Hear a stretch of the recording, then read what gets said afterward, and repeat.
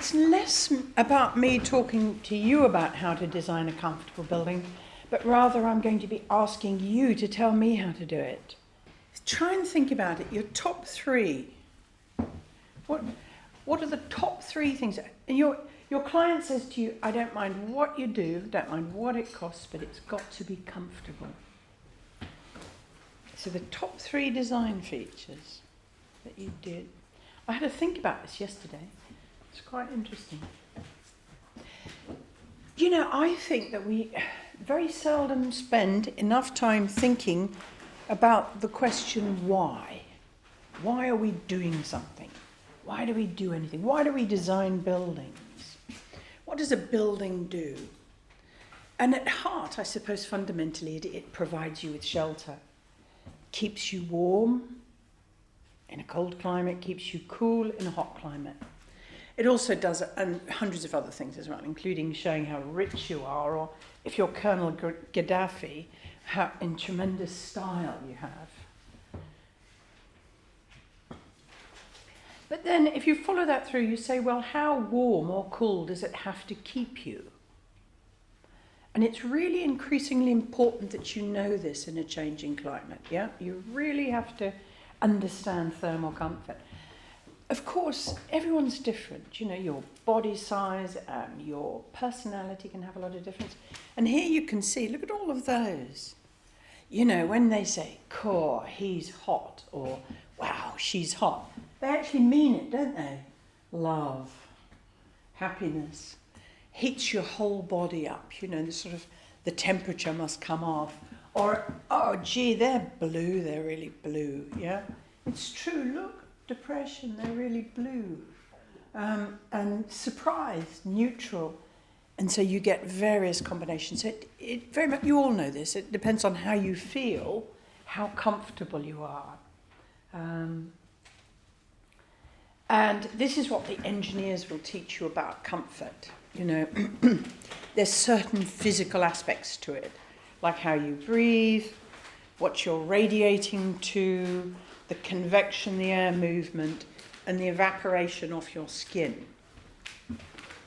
That really doesn't give as good an indication of the reality of comfort as, for instance, may I introduce you to Trevor.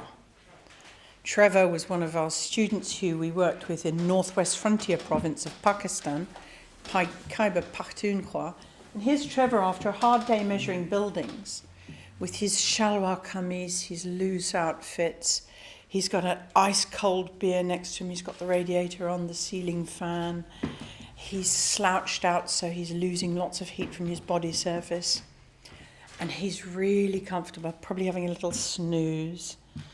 And it's the environment. It's so much more than simply the physics of comfort that tell you if you're comfortable.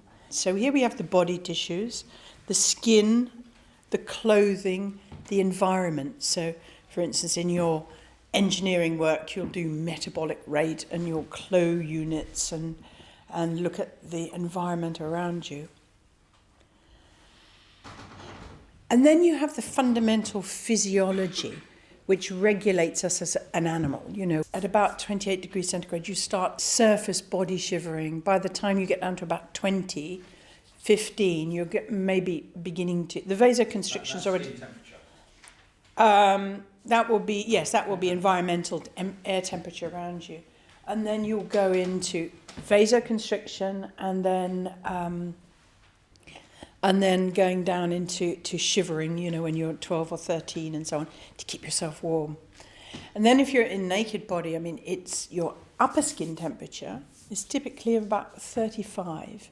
If the air temperature's going 35, 36, 37, then you need to start to increase the airspeed over your skin, because all your veins and arteries have expanded to take that heat from the core of the body closer to the skin so you can dump it very quickly. So you move the air off it very quickly, and which is why at high temperatures it's really important to have very good air movement. So that's the physiology of it.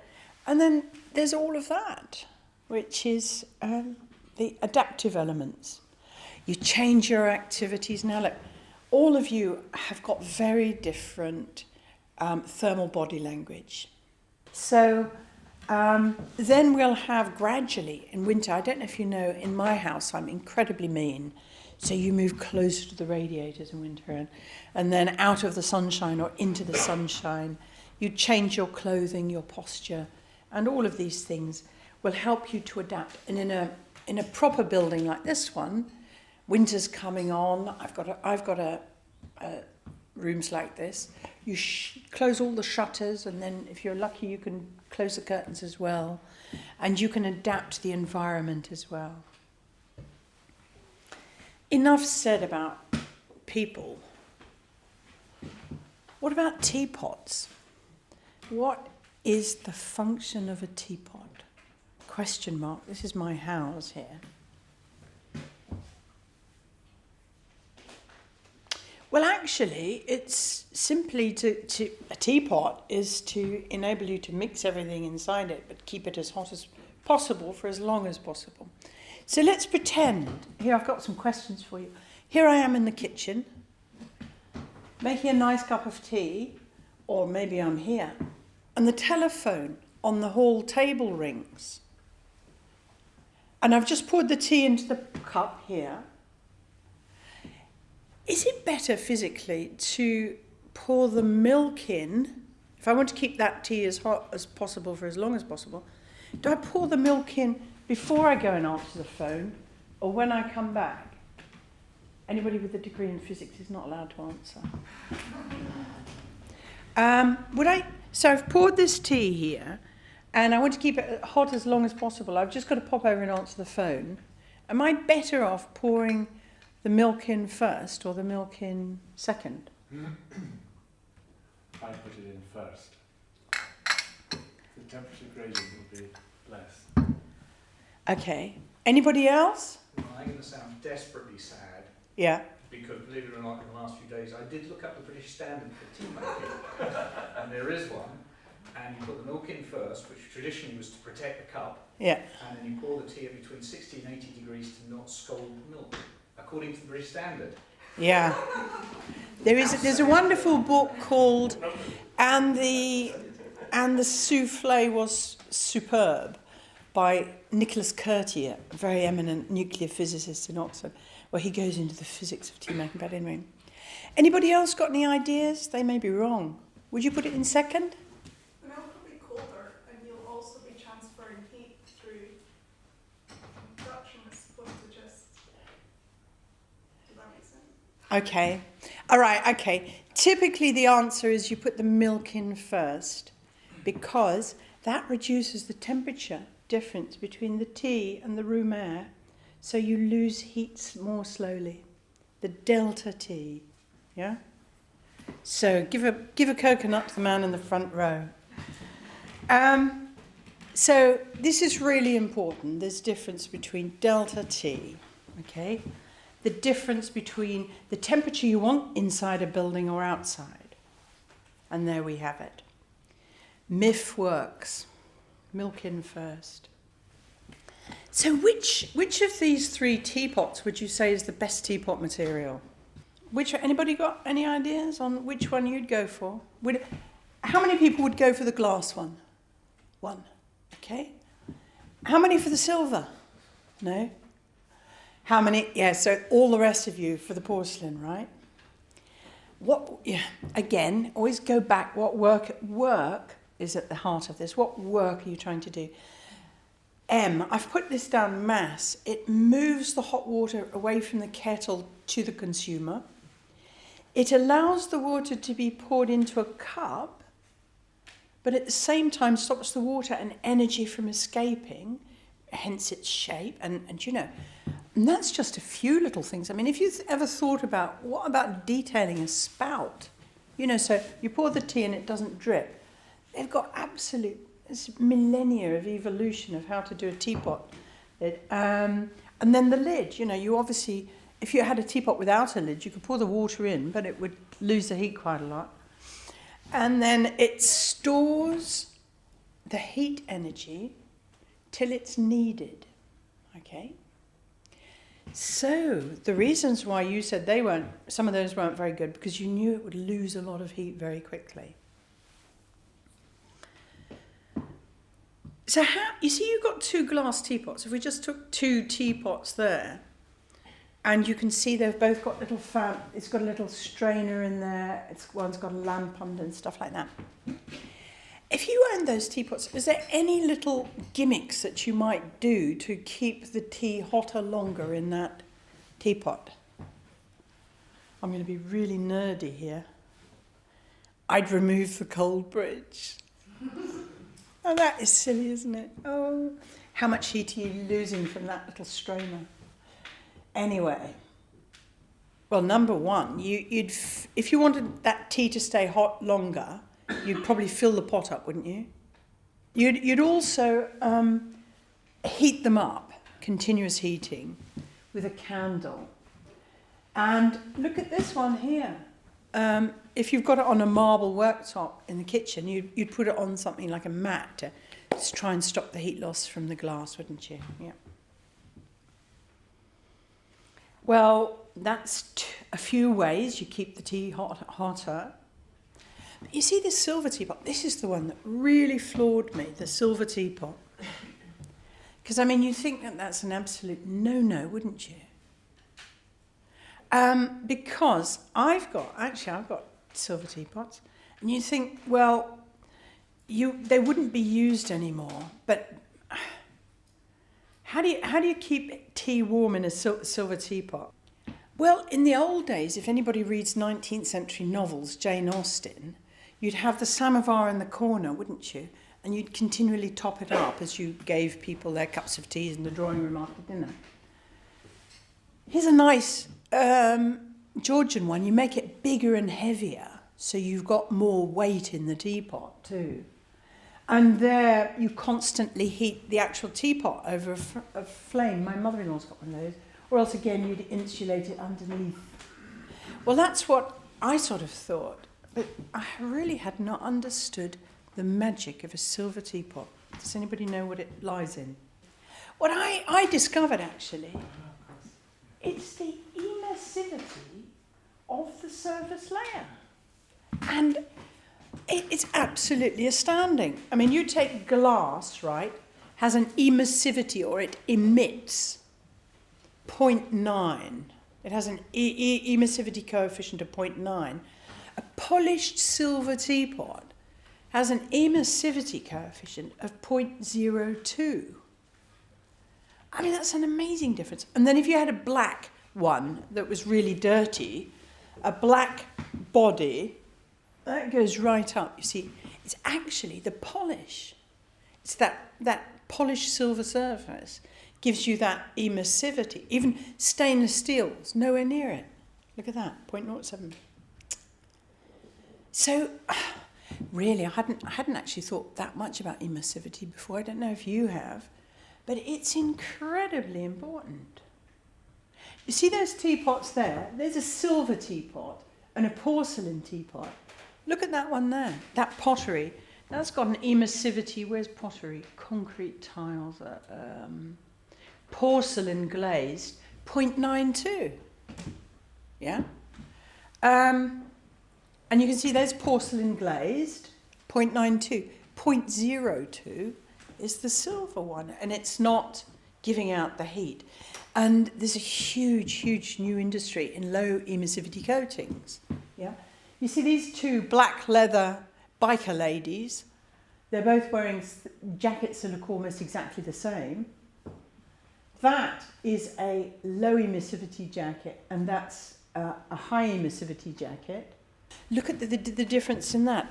And does anybody know Matthias Santamoris from Athens?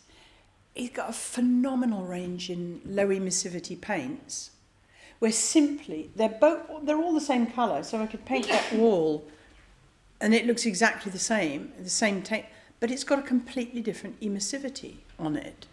And so, for instance, here we've got a low emissivity paint here on the right, and a high one there. So that one's reflecting the heat back, like the other one was doing back into the body. This one's back into the room. Yeah?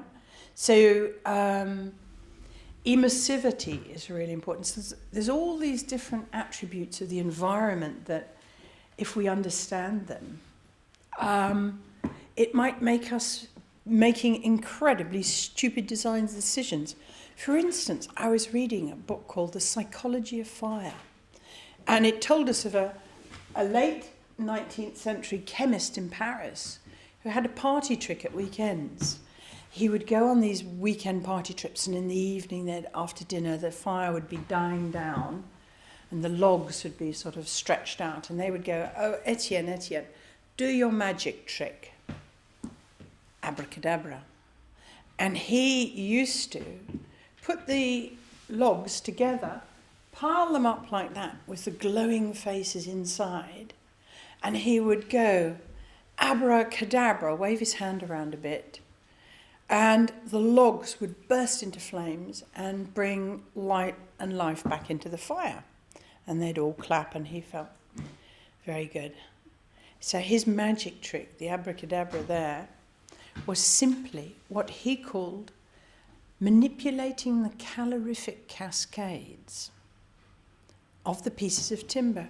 Because as they were placed there, all the glowing bits were facing down or up, not together.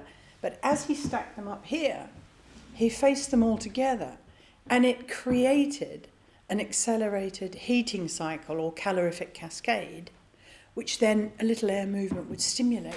Do you know, if only different people understood the calorific cascades, for instance, avoid dangerous architects. I mean, would anybody give Vignoli a job ever again? The Vidara death ray with his concentrated glazed hotel, where unfortunately the legs he burnt by the swimming pool belonged to a Las Vegas lawyer. But it didn't stop him to go on to try and perfect his technique of developing calorific cascades within the buildings. This is the Jaguar car he melted. This is egg he fried. This is the bike he burnt. So he's obviously a man with a mission there.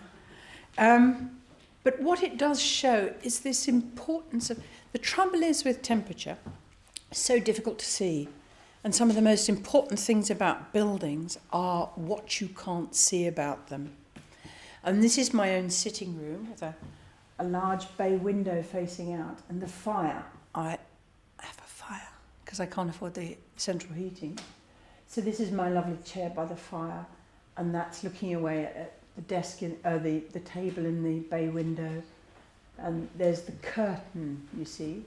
And then looking from the bay window back at the fire in my chair, it's a very different visual view, isn't it? So very different surfaces.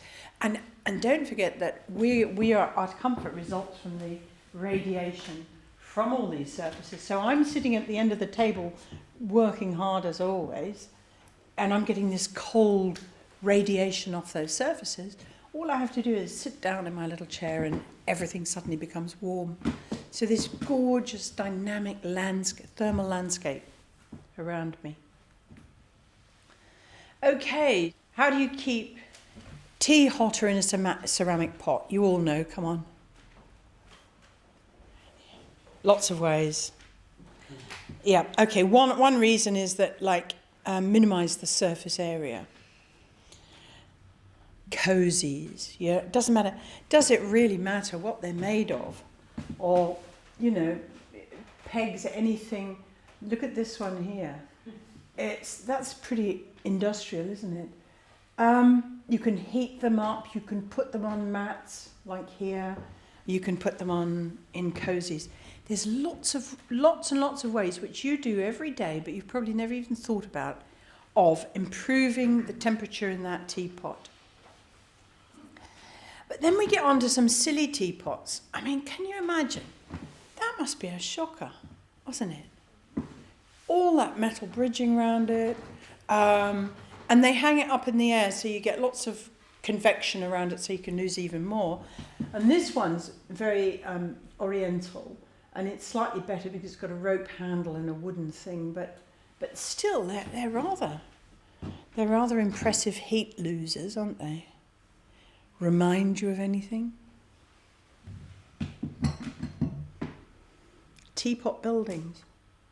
Why in the world did Corbusier say stuck everything up in the air? Okay, so we've got Mies and his metal pavilions, we've got Corb and his concrete pavilions, and then we've got the little country cottages and houses, all very different styles of teapot, aren't they? But maybe, that, for instance, you have a whole different adaptive language for keeping tea warm in different climates. You wouldn't use a metal teapot there in an igloo. You'd probably use one of those. And here in a Haveli in Jaisalmer, you might use different teapots in different locations. I don't know. What we have got is buildings, and this is a really important issue. Is that a building is not one climate. A building is a series of dynamic microclimates, more or less coupled to the sky. And you know what the sky's like? Up and down. Or the earth, very stable. So where you put the teapot in there is important. And here we've got, look at that, delta T again, yeah? The difference between, this is the basement room, and that's the room on the roof, So comfort is very different in every different room in a building. Now this is in my wind catcher houses of Yazd, where you'd get up in the morning and you'd mess around in the courtyard, and then it'd get to 37, 38 degrees centigrade, and you go down to the deep basement to cool off, and then you'd have a nice sleep and some lunch, and you'd go back out in the courtyard and you'd sleep on the roof. Very dynamic, and all of us, that could be reflected in all of our lifestyles. How cold is your house? Mine's pretty cold, isn't yours? Then you go into the nice warm office. Actually, if you look at the physiology, and we've just had a conference at Windsor where there's a lot of concentration if anybody's interested, it's basically the body is always in this flux. You go to the corridor, in, out, all around, and the body actually just acclimatizes at various rates and so on. In the 20th century, when people were trying to flog you machines, they tried to persuade everybody that you could only be comfortable at one temperature. This is Palermo Ponta Raissa in Brazil, and there is the adaptive model of thermal comfort, which I'm sure most of you know about, which just basically says, by simply tracking the outdoor temperature, a bit warmer in summer and a bit cooler in winter, you can save up to about 50% of your heating and cooling costs. So that's the adaptive model. But we're complex people. So we have socio-economic environments. We have lifestyle environments. You remember we looked at Gaddafi's house here. I mean, in that kitchen, you're never going to have that teapot, are you? No, it's not going to work. You've got to have that one. So this north-facing environment here, it must be very difficult to keep people comfortable in. Here's this lovely snug, and anybody who can afford that many candles really can afford the big silver teapot with a candle under, can't they? And here we've got a lovely sunny little cottage kitchen, and that one. And these two people are having so much fun. They don't give a tinker's cuss whether the tea's cold or not. So, we do live in a rapidly changing world. So there are appropriate solutions for how we design buildings. And the answer always has to be, which is the best teapot? It depends. It all depends. So can we adapt teapot thinking to how we design buildings? Buildings are much more... How do buildings work? You move heat or coolth from where it's made to where it's needed. You stop heat or coolth from entering or escaping, and you store heat or coolth as it's needed. But a building does do a lot more than the teapot. And here we've had this idea of the building here as what we've seen in the 20th century. It's been reduced to very little more than a mechanical solution.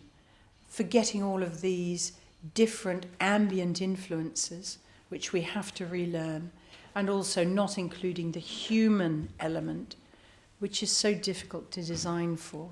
If you want new directions in heating and cooling, you're going to have to start like the Victorian architects to think of every single little bit of it. What angle is the fire screen? What does the mirror do?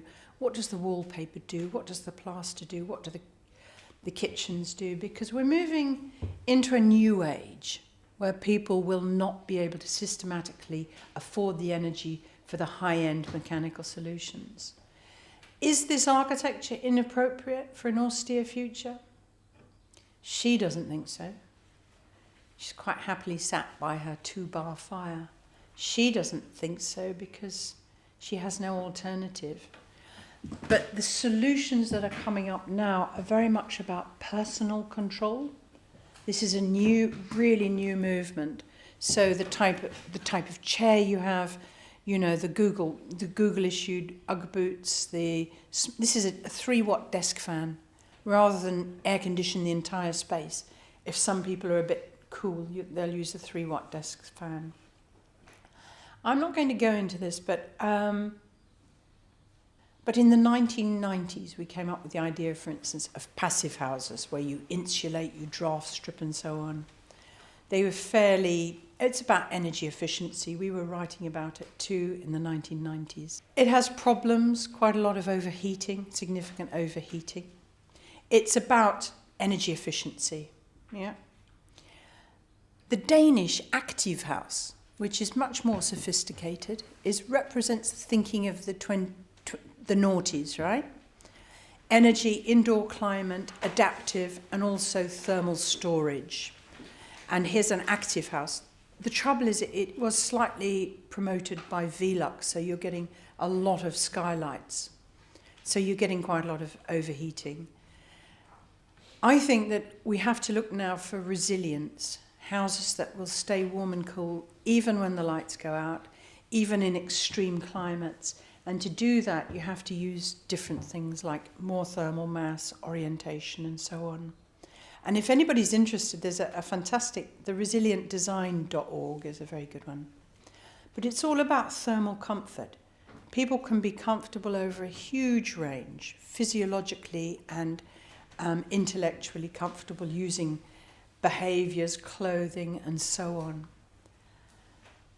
20th century buildings reduced to a box, a lightweight, highly insulated box, in which the machine was seen as the solution. I don't believe that's the 21st century solution. I mean, at worst, it's like that. 21st century buildings, people have to be included. Widen your temperature extremes that you're designing for, and treat the building as a complex people in complex structures. Teapot wisdom. How do you apply the underlying principles wisely? I would say open the windows. But that's fundamentally the bottom issue. Understand delta T. Thank you.